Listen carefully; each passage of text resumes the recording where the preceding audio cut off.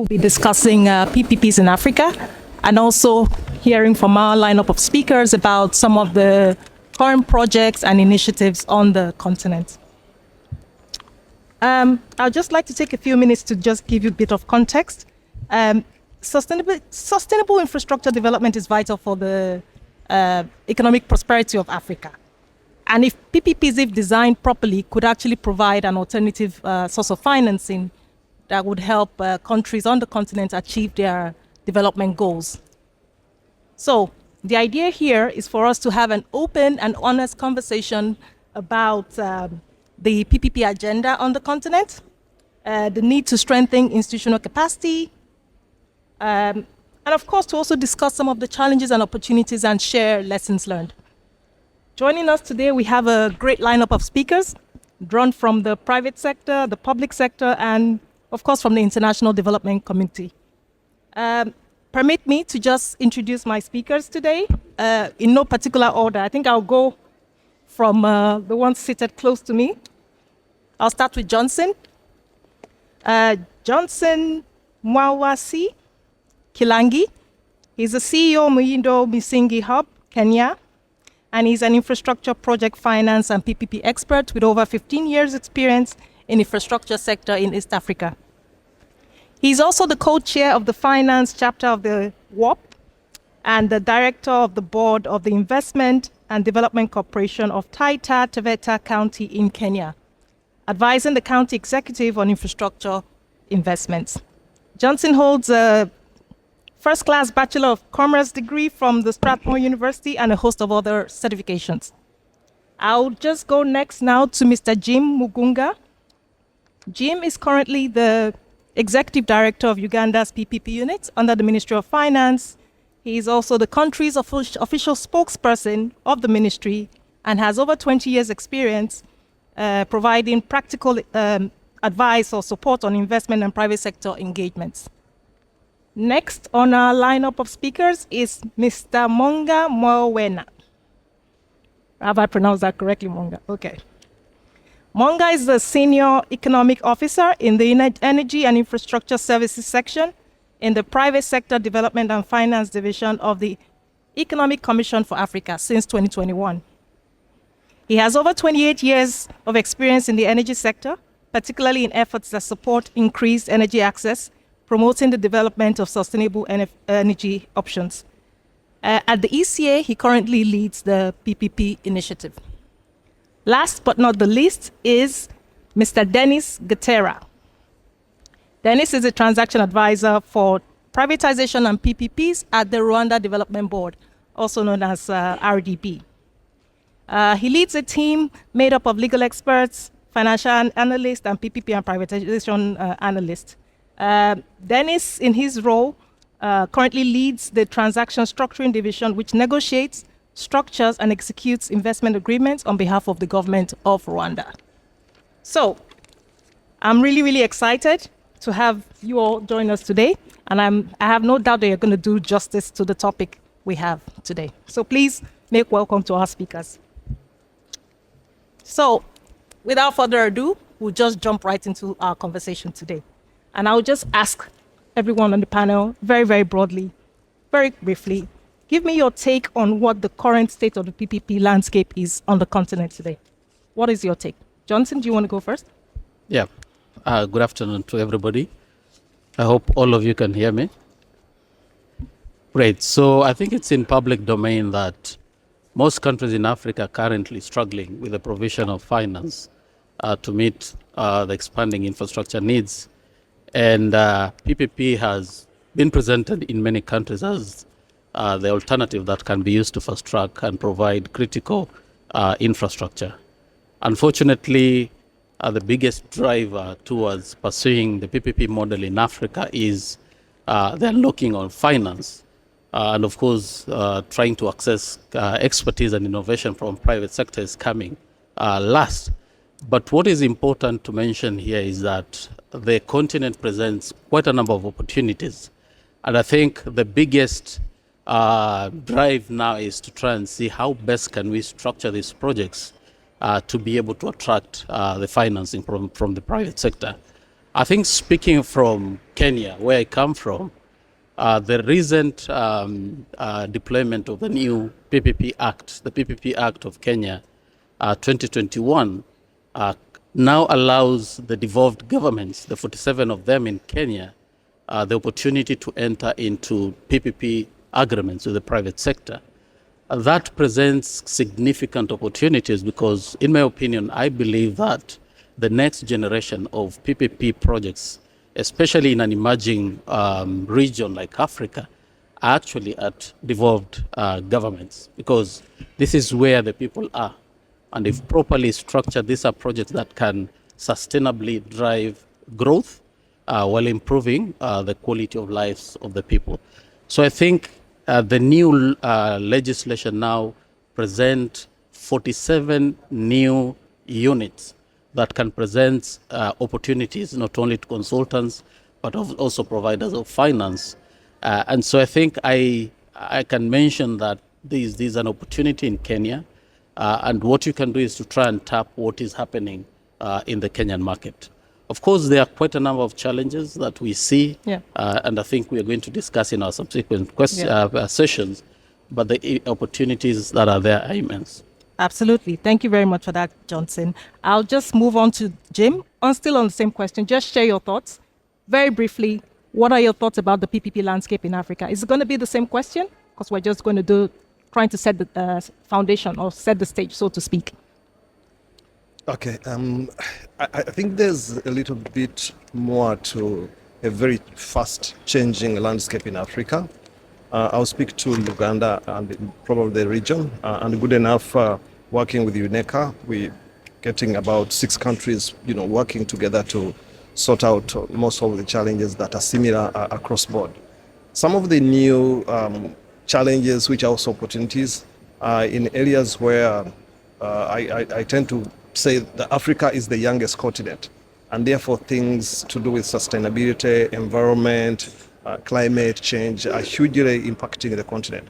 But the flip side is that if we're deliberate at designing projects, coming up with projects that speak to the future, so that we get this young population engaged early enough in the structuring, then chances are that we're going to reverse what would otherwise be the catastrophe. So for me, the strength is the opportunity that a young population presents, the fact that we are just adapting. The challenge is that we are adapting systems that are literally alien to us, and therefore things to do with the studies, transaction advisory, cost of doing PPPs, the traditional weak points around PPPs are manifesting themselves. The solution is what I've just spoken to, working with UNECA and the others like WAPPP. We're beginning to increasingly look for opportunities that expertise that exist elsewhere is adapted and used to try and do the deals we are still doing. In the West, they've already done the rail, they've done the ports, they've done hospitals, we just discussed. They have a huge experience doing this. On the African continent, we need to just tweak them a bit to customize it to them, to our needs, but also adapt the African environment to these projects. And I think by doing that, then we'll cut out the cost that has made it difficult for us to adapt and adapt fast. Yeah. So I think we have a lot more opportunity, and we're positioned to do PPPs from my perspective. Thank you very much, Jim, for sharing the Ugandan perspective. Monga, just very briefly, I don't want you to go yet into the pilot projects you're running, just your view, PPPs on the continent, and then I'll move on to Dennis to share the Rwanda perspective. Thank you. The starting point, as Johnson has actually alluded, are the investment gaps in infrastructure.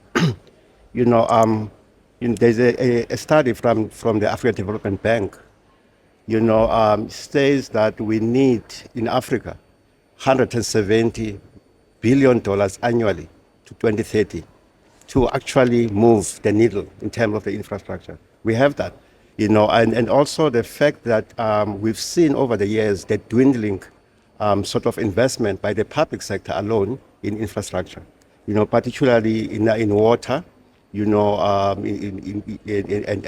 transport. Energy is a different case. So therefore, that necessitated, created an environment, a very good environment for PPPs. There have been positives, in Africa as a whole, that we've seen in many countries. There's been an institutionalization of PPPs.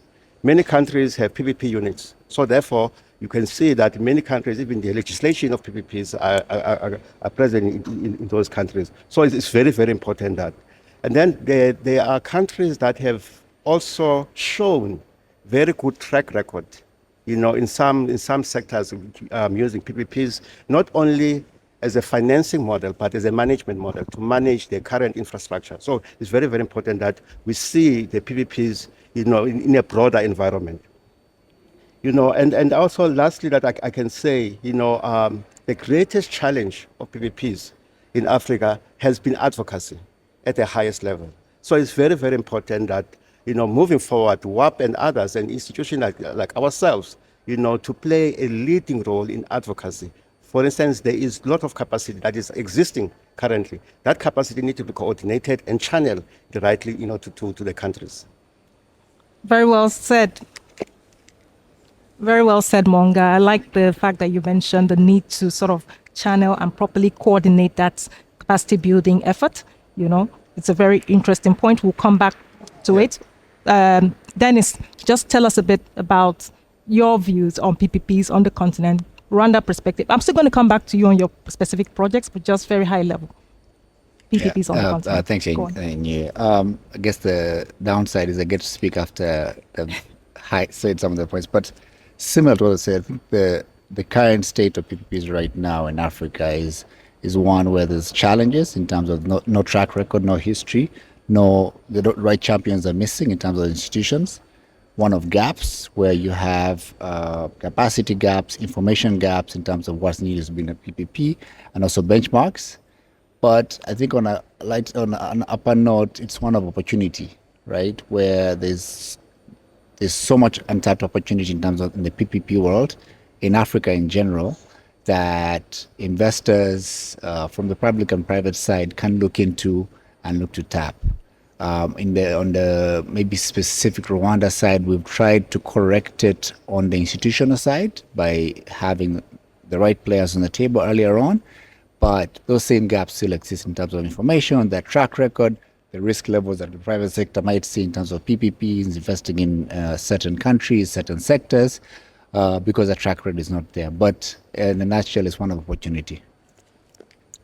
Thank you very much, Dennis. I think you've sort of hit the nail on the head when you talk about challenges. Therein also lie opportunities. I was reading a report recently by the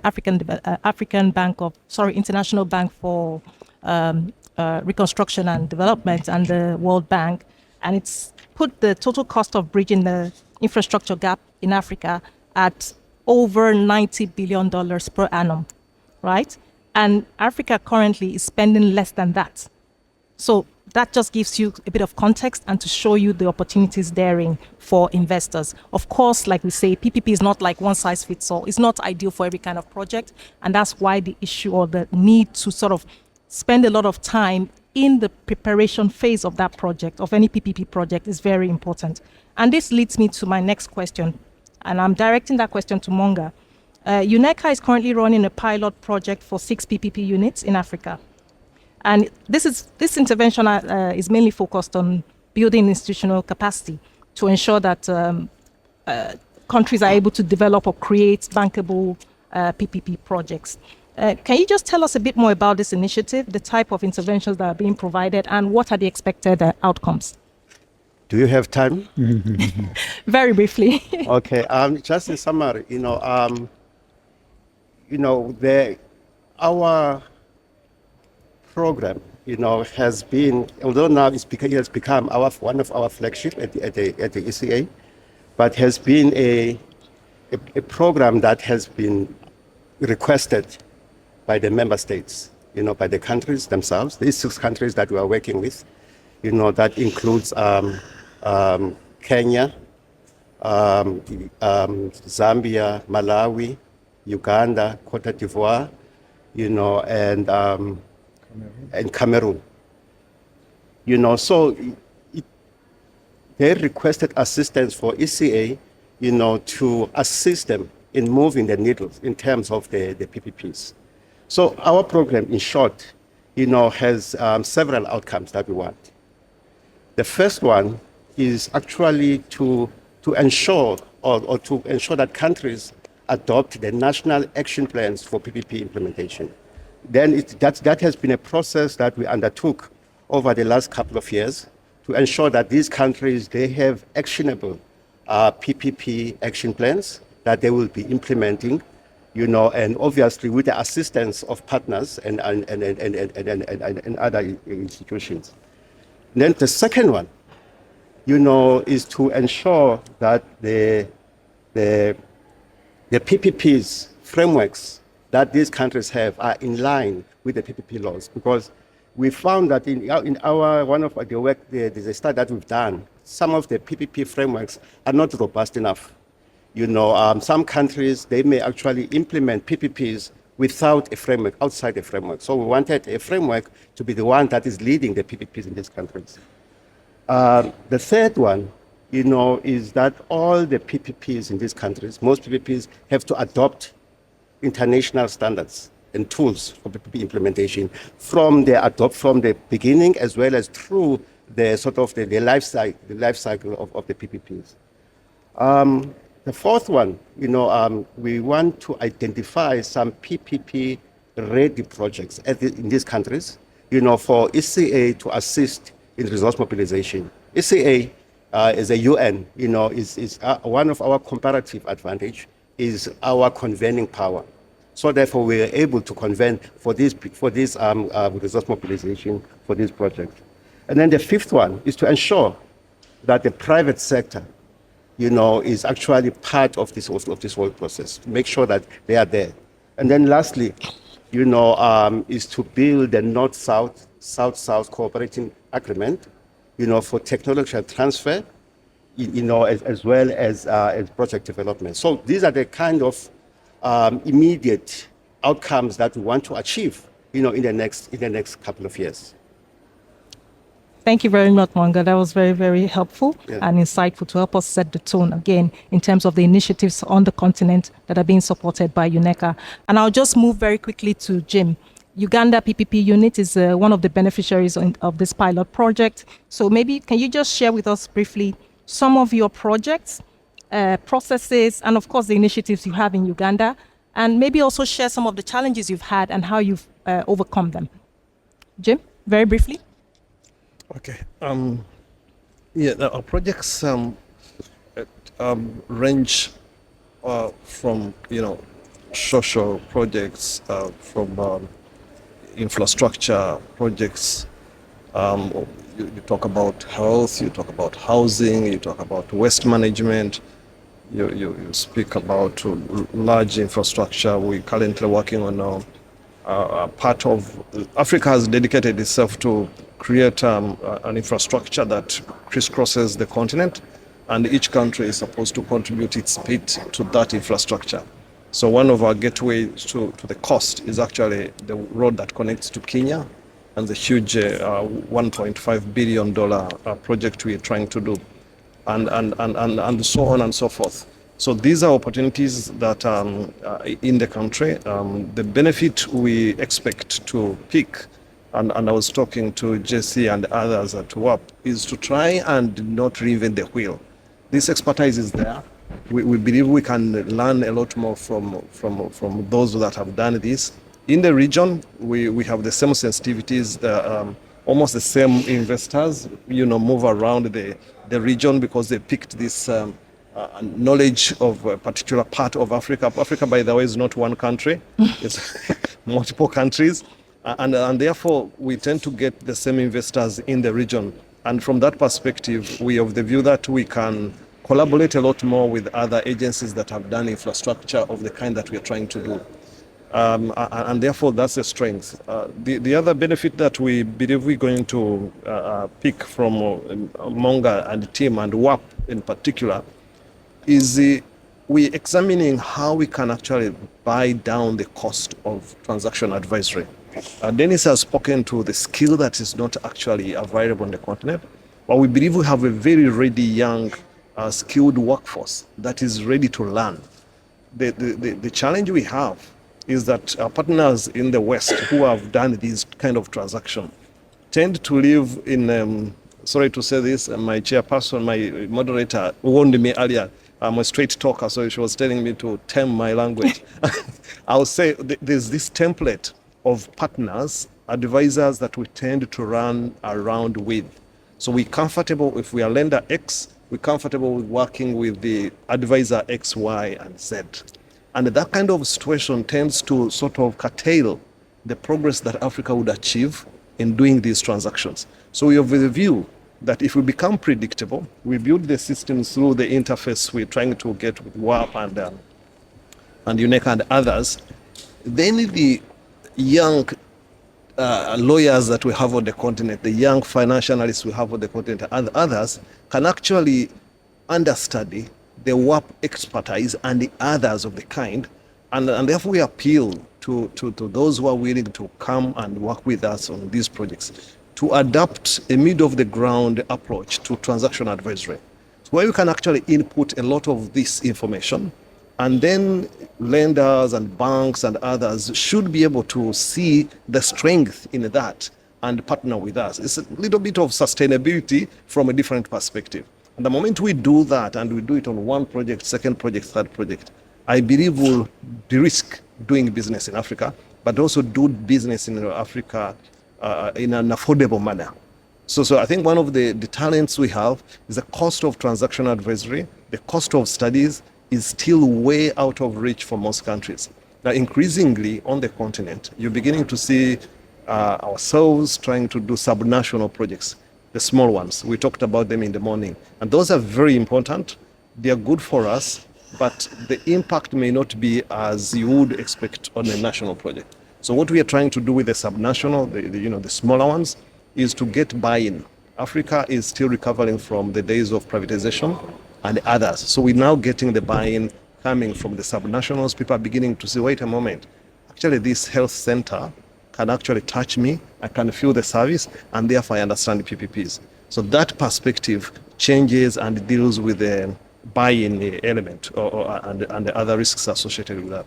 But to do the big ones, we really need the cooperation to empower our locals to participate on the advisory side. Thank you very much, Jim. I think it's very interesting that you bring up the need to sort of leverage the young local expertise and bring them in early as a way of sort of bringing down the cost of transaction advisory. I don't know what your thoughts are on that. For the other panelists, we can also touch on it in your further interventions. But let me just go quickly to Dennis. I know Rwanda is not a part of the pilot project, but Rwanda has implemented a number of successful PPPs, and one that readily comes to mind is the Kigali bulk water supply project. I think the last session was on social sector PPPs. So again, it's quite, how would I say, it's quite important for us to sort of get your perspective. How is Rwanda considering, or at least looking at social sector PPPs as a way of enhancing socioeconomic development and growth, right? But maybe you can just share some of your experiences and perhaps some of the challenges you've also experienced on that project or any other one you'd like to share, and lessons learned. Yeah. Sure, happy to. So I guess on that particular project, I think one of the key things was getting the right people on the table early enough, right? So it wasn't a stage whereby maybe it is just the project developers in one room at the beginning with the government, and then at a later stage you bring in the other institutions that might be key, but were not part of the initial conversation. I think the first part was having everyone there early enough. That helped get what would be the draft structure in place, right? And then once it moved into negotiations, deal structuring, we had kind of a basis we're going with. Now, there was also maybe a balancing of capacities that had to happen, right? Where you don't have one side which has way more information or skill set than the other. So where for the skill set what were needed, we tried to balance that at the early stage, and then we'd sat on a round table. Look, there was a lot of information gaps that we had, but where the information gaps were, where the risks were, it wasn't, hey, you take care of this, it's your problem, I'll sit back and watch you take care of it. It was, okay, discussion of how can we best share that risk? How do we have a discussion around, okay, this is what I can handle as a government, as a private player, this is what you can do, or maybe this is how we can reduce that risk. And then all of us had the mapping in place in terms of what it would take to start from the beginning to the end. So we knew what was required. So the process that was there, the mapping, the institutional roles, was all defined at an earlier stage, so that everyone knew what they kind of bring to the table, what they had to inform on, what their expertise would be, and that helps. The beginning part just helped affirm that, and then became easier down the road. I'll say, look, I think the challenges we face are kind of flow through some of what my colleagues face: information gaps, capacity gaps, right, in terms of the people that we have, the people that we work with. But we also don't have benchmarks, right? You have a project, you have an idea, but there's no benchmark, there's nowhere to get enough information in order to sell this to a financer, to an investor, to say, look, there's an opportunity here. Because the person will just point all the risk back to you and say, look, you take it all on, since you think it's such a good project. But I think the more we knock this out, right, as far as PPPs, the easier it will become. It will become an easier conversation because there's benchmarks, there's a roadmap, there's history to this, right? Similarly, we had our colleagues from Latin America talk about a 30-year history, right? We'll get there at some stage, but I think in the Rwanda context, just getting that early, I think it just helps make it will still be uphill, but maybe not as steep. Thank you very much, Dennis. It's interesting that you say Africa is PPPs are still young in Africa. I think that also presents an opportunity in the sense that you sort of sit in a unique position where you are able to learn from others. That way you're not sort of reinventing the wheel and making the same mistakes. I listened to the speaker from Latin America who mentioned that they've been implementing PPPs for the last 30 years. And it's quite impressive, the number of projects he mentioned. And of course, these are sort of the discussions we need to have to ensure that cross-pollination of ideas and knowledge sharing, even across regional lines. Johnson, let me just come to you very briefly.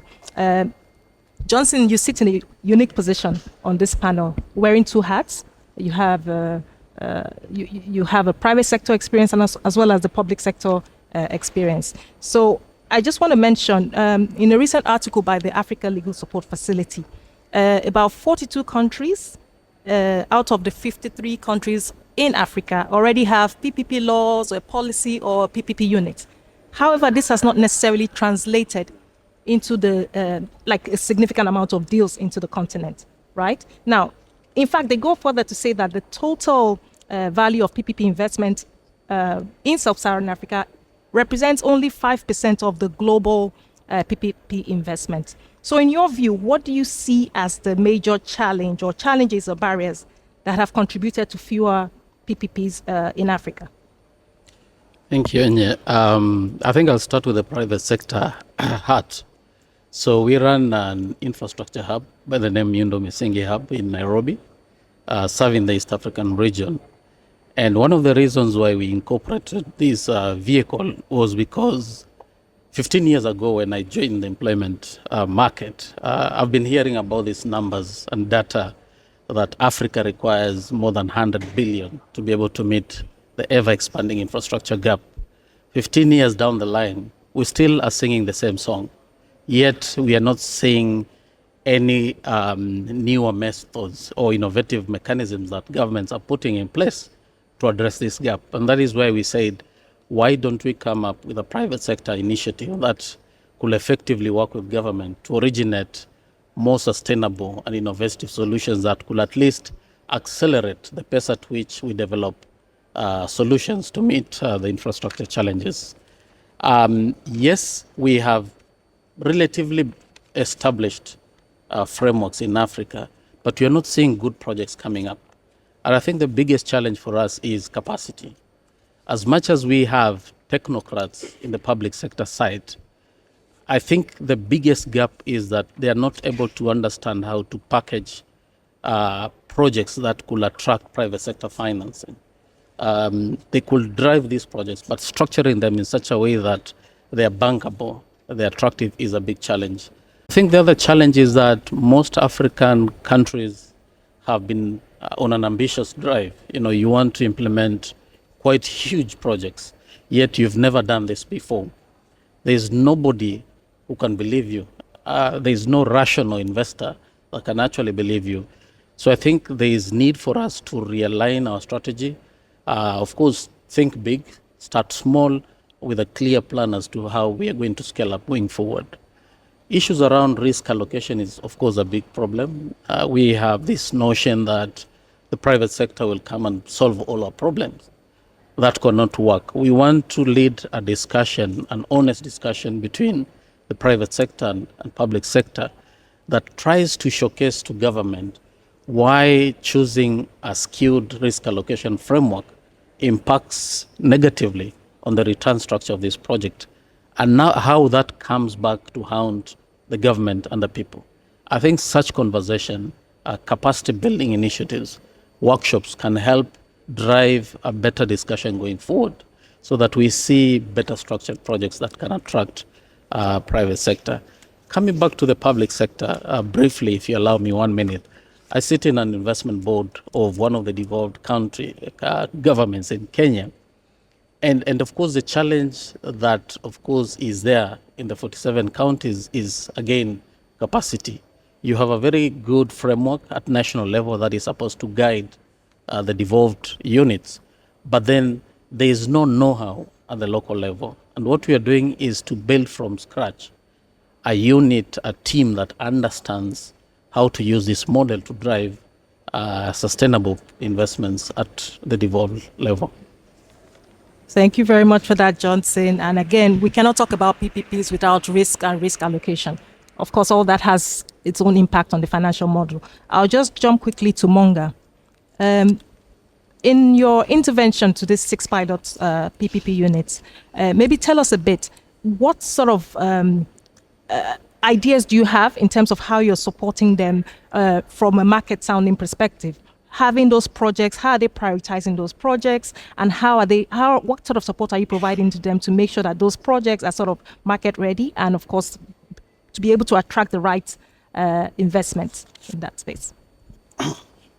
Very briefly. Thank you. There are 4 areas that we are actually targeting to. The first one, is you realize that all countries are not at the same stage of PPPs. They don't have the same PPP experience. When we started this work, we did 6 what you call diagnostic studies, following sort of a similar methodology, what we call it the balanced scorecard, where we realize at what stage each country is, so that we can have a targeted capacity building. So that's the first thing. Not to assume that the countries are at a similar level, therefore the project development, whatever that you are doing, is the same. So we have to realize that. So this our initiative, ensures that, we have a staggered type of intervention, depending, on the country's diagnosis that we've done, and also on the national action plan. That's number 1. Number 2, it relates to the coordination of efforts.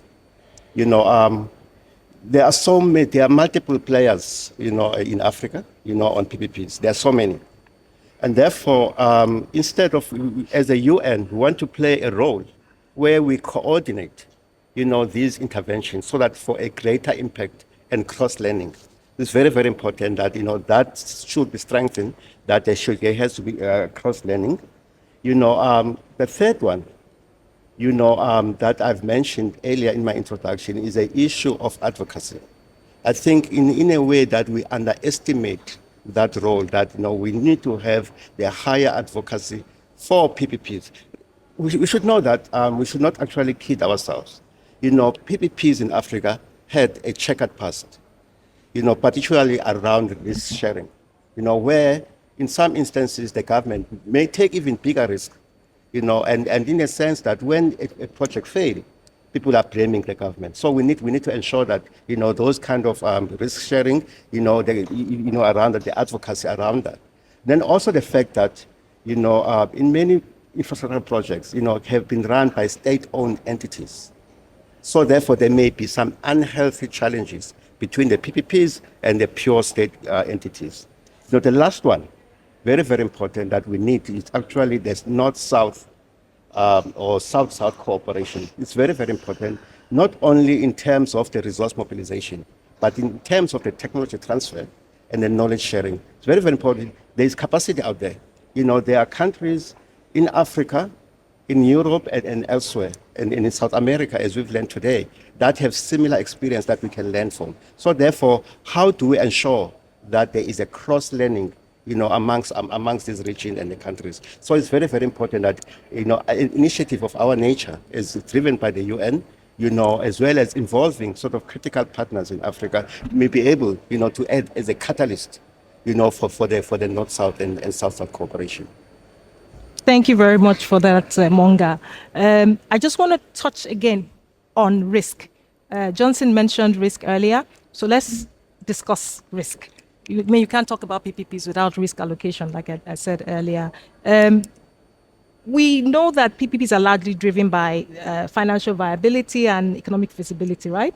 Now, with that in mind, do you think there needs to be like a renewed focus on what we consider risk sharing as compared to risk allocation from the government side?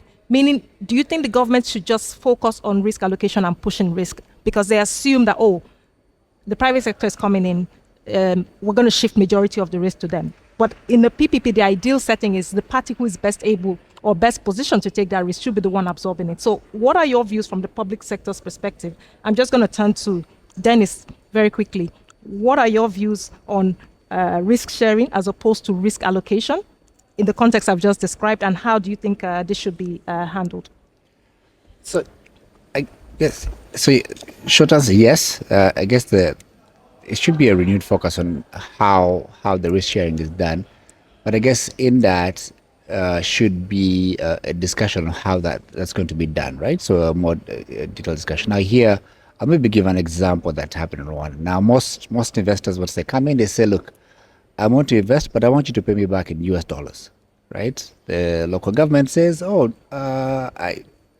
can't guarantee. Okay, I could take it on, which most governments have accepted, or we could work towards a solution that gives you back the equivalent of US dollars.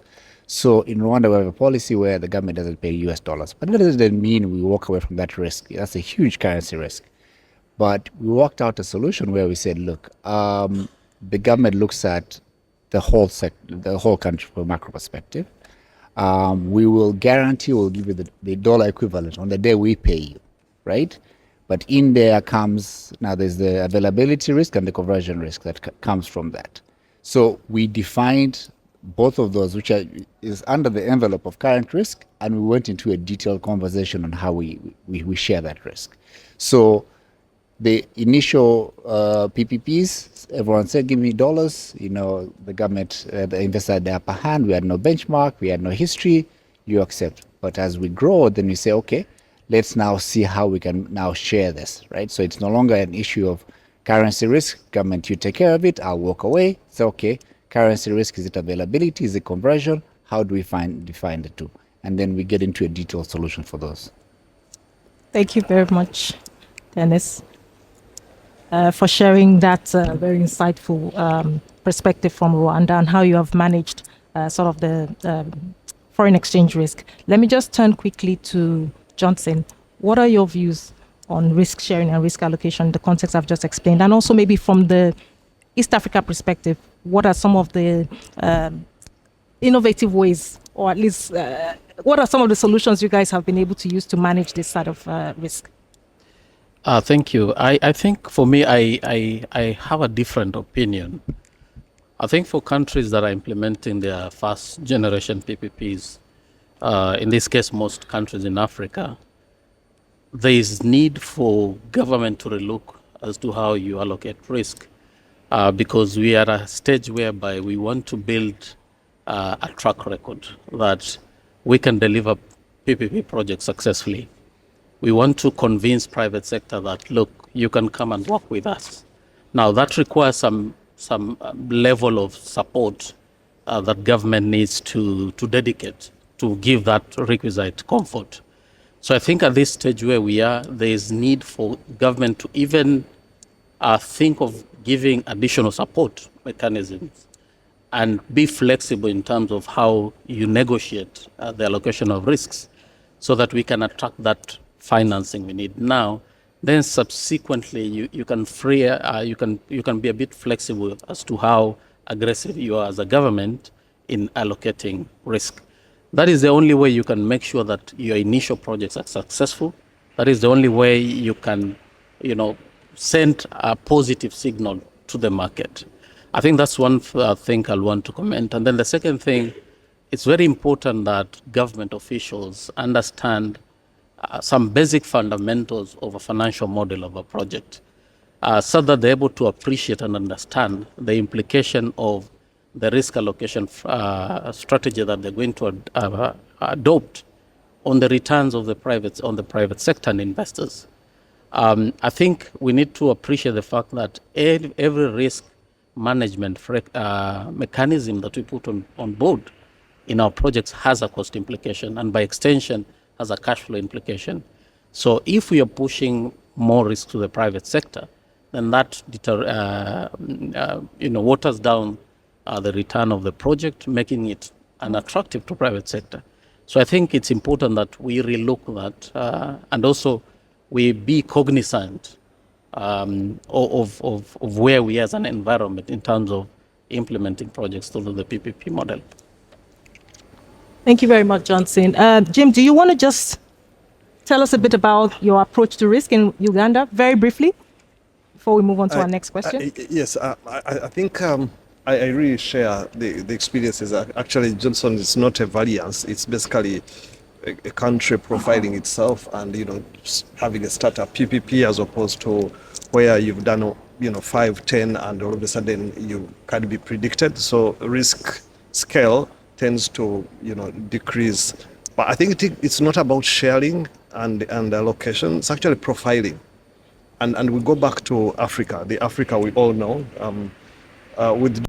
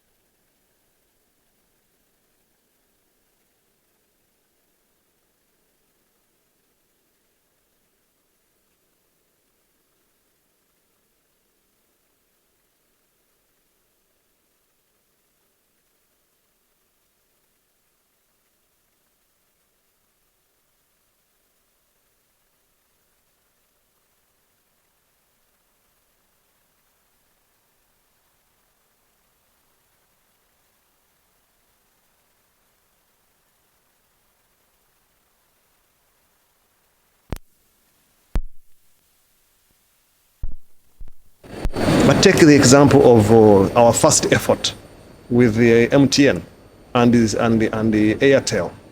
These are people who took chance on a country because they came on the ground and lived in the environment where they're going to invest. The first investment MTN made on the continent away from South Africa was actually in Uganda. They got a license for about $3.5 million. They invested based on the information they picked from the websites, the internet, and they sort of estimated so many, repeater stations, so many base stations. And in the first 1 year, all their equipment was collapsing. Why? Because out of the blue, the locals were picking money and getting onto the network, picking money from clay pots and all over the place where they keep their money. And they had to go into a quick readjustment on their investment. And that's the reason they eventually rolled out to Nigeria and all of a sudden they occupy the continent, and they are going beyond the continent. That's a typical example of what you do when you actually come and live on the continent. Not to live, stay, but at least get involved in understanding the continent.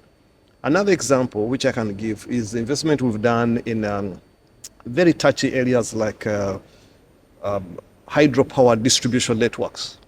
Again, when you read, you'll find information that says, oh, look, it's a social sector, and people don't pay for services. And, there's all this writing which has been there for 50 years. But then, all of a sudden, in the last 20 years, across the continent, you see a lot of compliance. The reason people are not paying for services is because governments were not good at delivering service. Now, all of a sudden, private sector has come, and people are willing to pay a premium to remain connected, to talk on the phone, because they realize that this tool is actually more than a phone. It's actually a bank, a mobile bank, and therefore is saving them from going to the banking hall. So there's a lot of innovation that's coming and happening on the continent that's completely different from what you'd find in another environment. So our power distribution concession is one of the most successful on the continent, and it was unheard of in other areas, how you actually concede power distribution in this kind of setup. So my view is maybe we need to relook at risk profiling by having real life experiences on the ground, and then we shall talk about application and the other similar things. But there is a third one, which I think is a new one. The West, early in the morning, I think the president of WAPPP was speaking to Anglo-Saxon, modes of, we basically adapted and were good students, and therefore we kept in that area. But just like the Anglo-Saxon theories, what is happening, you're actually getting a disruptor, AI. And that's challenging everything we've learned, we've heard of. So the risks that you associate with the continent are shifting. We increasingly can deploy AI and be able to tell a lot more things that we've not been able to tell before. So to profile Africa as if we're back in the 50s, personally, I have a completely different view. I believe if we work together and we begin to deploy artificial intelligence on areas like data analytics, risk assessment, efficiency and cost savings, things like project optimization, smart infrastructure, sustainability built in there, we're going to cut down the cost of these projects. But again, we are going to sort of position Africa differently. So I believe that as opposed to completely settling on the discussion of risk allocation and risk sharing, we probably can become innovative on how we profile risk on the continent using the newer tools that we have that are availing themselves. And they're becoming increasingly costless to us. Question will be, do you have power to then enable data mining? Do you have a country like Uganda? We actually have supplied with hydropower. We cannot migrate it. Our project is not in generation. Our project is in transmission. We have so many projects waiting to happen. Our neighbors are importing power from Uganda, but they have other strengths. So there's a lot we can do if we work together and you start to see Africa as a continent differently, even if we are talking about risk. We can actually re-engineer the whole approach to risk and do it differently with the expertise that you have, particularly for partners in the West and other countries. Absolutely, Jim. I think I like the way you phrased it. I mean, risk is not necessarily, it's not a negative thing. PPPs are typically for the more bullish investor anyway, but I think it was important for us to talk about risk because I'm sure there are people from the private sector here. That's what they really want to hear. How are you handling risk? What is your approach? What's your appetite for it? And how are you sort of balancing it out? Let me just also, again, in the interest of time, we're going to have a Q&A session very soon. But one last question I would just pose is to Johnson. I'll just ask you. One of the biggest challenges with PPPs in Africa is the issue of access to and high cost of capital, right? And of course, this has become more and more limited given in the aftermath of the COVID-19 pandemic and of course, the ongoing Russian-Ukraine war. Is there a need to align the output specifications in projects towards sustainability considerations so as to attract sustainable finance? What are your thoughts? Yeah, thank you. I think it's very important, not only because of the need to unlock finance, because of quite a number of reasons, including optimizing benefits to stakeholders and also effectively managing risk. But I think speaking to the goal you mentioned, unlocking finance, there's increasingly more opportunities to access sustainable finance in the market. And that is why we said we don't need to reinvent the wheel. As Miundo Misingi Hub, what we did is to partner with the Institute for Sustainable Infrastructure. And we are currently deploying the Envision Sustainability framework and ensuring that for once we can have infrastructure projects that have a sustainability rating. This will be the first in the region. And through that, we can be able to have an engagement and a discussion with providers of sustainable finance. And I think that is just one of the ways to innovatively attract more financing into the market. So ultimately, we have more impactful projects, more sustainable projects, more green projects. And I think that benefits more players in the market. So I think it's very critical.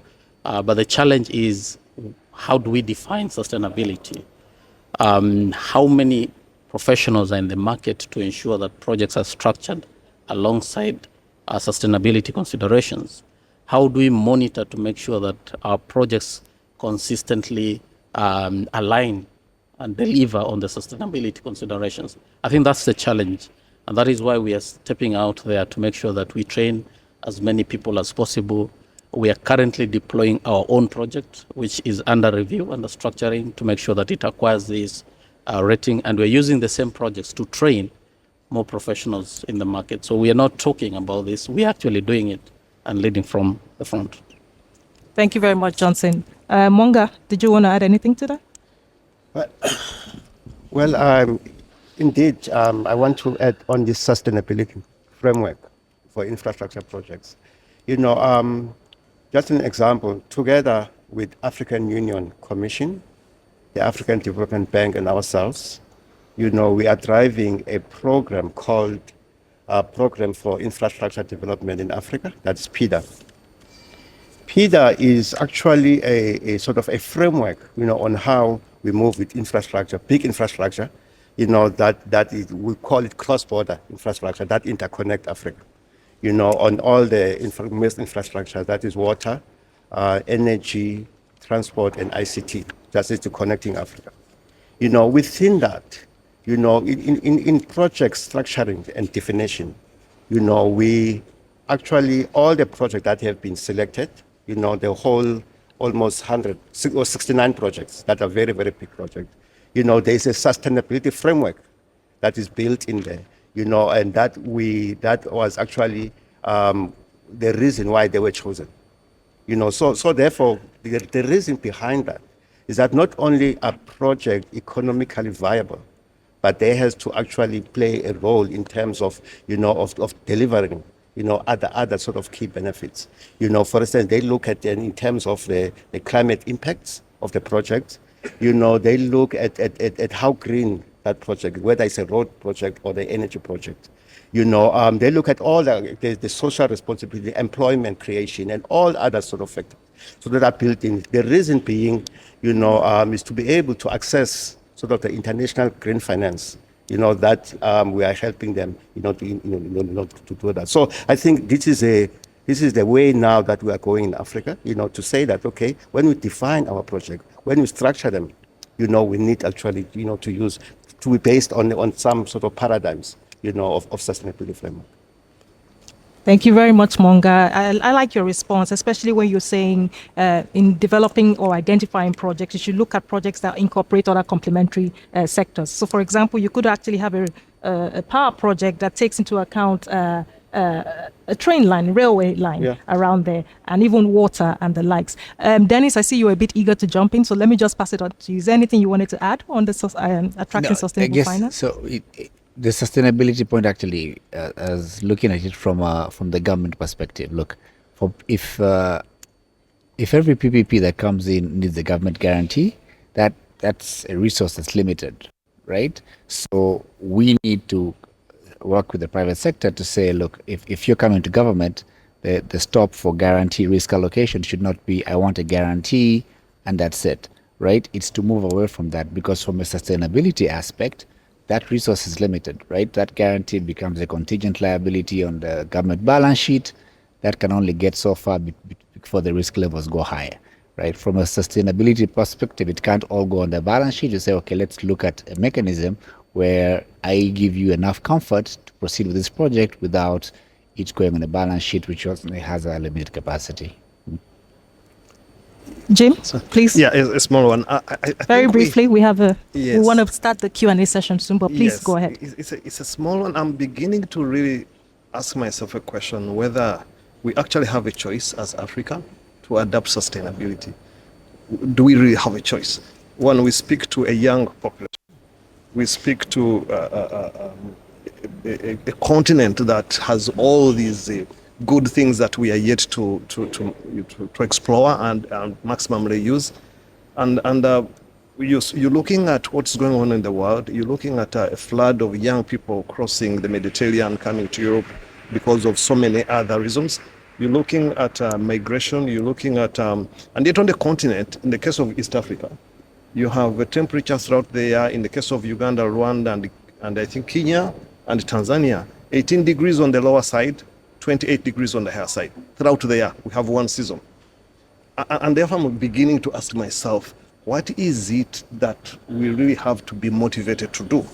We have everything to lose, because if climate and all these other impacts hit, we have everything to lose because we are a young continent that has a huge future.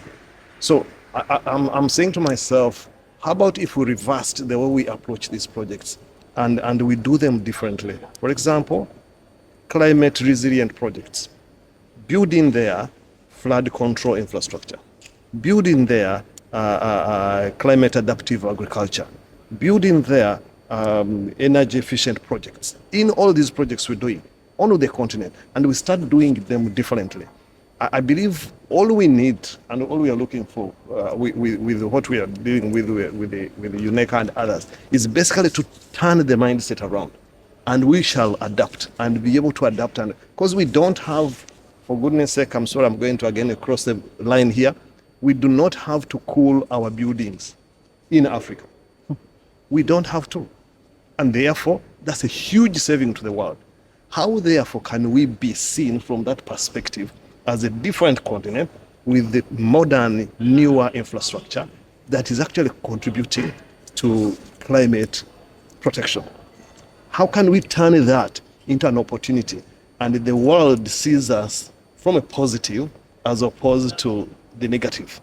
So I'm beginning to think about this. I'm saying maybe the conversation must change on sustainability. We're actually doing it. We're doing it by not having all those huge, we're protecting the environment. So I'm requesting that going forward, the conversation on sustainability may be another opportunity which we can get. We probably need to tilt it a bit and begin to see Africa as a net player into that space, because we're actually conserving a lot than we are spending in negative effects on. Thank you very much, Jim. We have just less than 15 minutes left, but I just wanted to touch briefly on small-scale PPPs. I don't know what your thoughts are. Do you think countries, especially those who are embarking on their first-generation PPP projects, do you think they should sort of start off with like a pilot or a smaller project? That way they're able to sort of build credibility or a track record, and that could potentially sort of help attract future financing of future projects. I don't know. What are your thoughts? I'll go to Dennis first. Thanks. So I would say yes. Look, there's a famous saying that capital is shy, right? It only goes to places it has been. So if the smaller projects are, you can't start with a $4 billion project or, some of those, because the risk levels are all over, right? And everything will then be pushed to the government. But the smaller ones help both sides, what needs to be done, and also the approvals and what needs to be pushed through for it to be successful. Once that is done, you have a mapping, you have the first path that's kind of set. That doesn't mean that you shouldn't do the big ones if they're there, but as long as you have the right players on the table initially. But those smaller ones, I guess, help build investor confidence because they're able to see benchmarks that have been in the market. The financier is able to see what has been done elsewhere because they'll look at the country, look at the risk profile, and then be able to de-risk it because, look, it's been done here, that person's doing well, that project is successful. therefore are more confident. And then I think, as I had mentioned it earlier, about visiting the country, right? You can look at the country on paper, and you can also visit it and know what the people are about and know what the government is. That also helps, right? Move those. But the smaller ones, I think those, if you have a couple of those, the bigger projects, then it becomes easier to convince an investor to come to the table because he's seen what's been done elsewhere. Absolutely. I think those small-scale PPP projects can actually be like a proof of concept, Yeah. And build investor confidence, like you rightly say. Monga, did you want to say anything? No, I don't want to comment more on this. I think I'm not the right person to comment on this, except at the country level. They've got that capacity, to answer. But for me, I think there is a step that we are missing. The step called early project development. What is it? What are the capacities that are needed before we can even think of a project? Why I'm saying this, what we are implementing in PIDA now, PIDA, called PIDA Priority Action Plan, is number 2, from 2020 to 2030. When we started in 2011 up to 2020, we had 450 projects, but they were not projects ready. They were just ideas, that countries want to do. So, and then they actually could not reach the financial close because they were not ready projects. So, which for me tells me that there is a step that has been missed. Even as much as we had through our bank, African Development Bank, there was the infrastructure project preparation facility that was supposed to, to assist countries to put this project to bankability. But even before you go that, there's some due diligence in terms of how you define your project. So I think, there is a stage that we need to, to do that. And also we believe that our initiatives, and several other sort of partners, are in that stage where you prepare the countries to be able, to start, whether start small or big. I like the fact that we need to start big and create a track record. But even before that, there is a step that we need to follow. Absolutely. That early preparation phase is key. Like you say, a project will either fail or succeed based on the amount of time or at least effort spent at that level. But again, based on our different discussions with yourselves and other people outside of this forum, we've heard a lot of challenges from units saying, okay, we want to spend time or effort or resources on feasibility studies, due diligence, but the resources are not there. We're not able to finance this feasibility studies. Now, how do we sort of bridge that gap? Jim, do you want to jump in? Yeah, I think there are innovative ways. But again, when people are touching PPPs and trying to discount them, the problem with PPP practitioners, we want to do the ideal deal.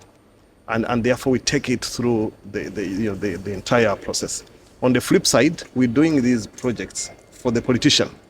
And the politician has a 5-year, in the case of Uganda, a 5-year shelf life. So he wants the project done in a shorter period so that he's elected. So what we've decided to do is to demonstrate that the problem is actually not with PPPs. The problem is with projects that are not studied, whether PPPs or otherwise. So what we did in our case, we worked on the smaller subnationals so that we get this confidence coming through. So the small projects where local investors can actually undertake them, we've started doing them. What we discovered, the profiling about 200 of them, we only could get to a pipeline of concept projects of about 10. So the ideas are there, like Dennis said, but preparation is an issue. So what was the problem? Cost. So because they are small, they can actually be done by local expertise. But then you have to pay for, project preparation. So that was on the other side. Then we looked at the profile of projects under the National Development Plan. We realized that in Uganda, out of a pilot of about 30 projects, 15 of them that had started contracted differently. 15 of them failed. And what was the problem? Feasibility studies. So it is actually not a PPP specific issue. It's actually studies. So you actually need to do studies, whether it's PPP, traditional investment, or something we call strategic investment in our area. So my view is that this facility we're looking out to create in our case is a facility that has gone beyond project preparation facility for PPPs. We're actually beginning to say, let the projects that make the grade for the National Development Plan be studied and found to be feasible, bankable, and therefore we can engage in whichever model we apply. That way we cut down on the time wasted with investors when they come in. We also cut down with all the other preparatory things. So I agree, Monga, this is the route to go. We have to prepare these projects, but we need to put our own money in preparation. So what we are doing in Uganda is, again, to pull one of the proposals we made to UNECA is to partner with UNECA and the others. One, create this pool of resources where investment will come into the PPF, and then we see how we can now start the projects and be able to position them for the market. Thank you very much for that intervention, Jim. I know there's a lot to unpack. There's still a lot to say. I can see all my speakers are really eager, but we have to now sort of open it up for Q&A. So if there's anyone in the audience that has any specific question, please just indicate by raising your hand. And also when you're asking your question, indicate who you would like to channel that question to. I hope you can hear me. Very, very interesting, insightful discussion. Thanks a lot to everybody. My name is Samim Ghaffar. I work for Sky Power Global, a solar power developer around the world. My question is addressed to Jim. You mentioned that, and in my experience, this is 100% correct. There's a lot of gaps in the pre-feasibility stage that can really account for the failure of a lot of projects across the continent. And you mentioned that there will be some innovative solutions. I'd like you to expand on that if you can, because to me, this is very, very critical. And thank you again for your answer. Shall we just take all the questions? Jim, you have that already. Any other questions? Anyone else in the audience? I think we have one hand at the back.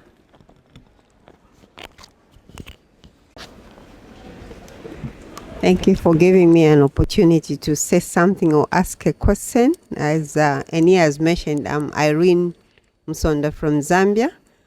However, I'm not sitting in the PPP department. I'm sitting in the public investment department. So I'm looking at the broader aspect of PPPs.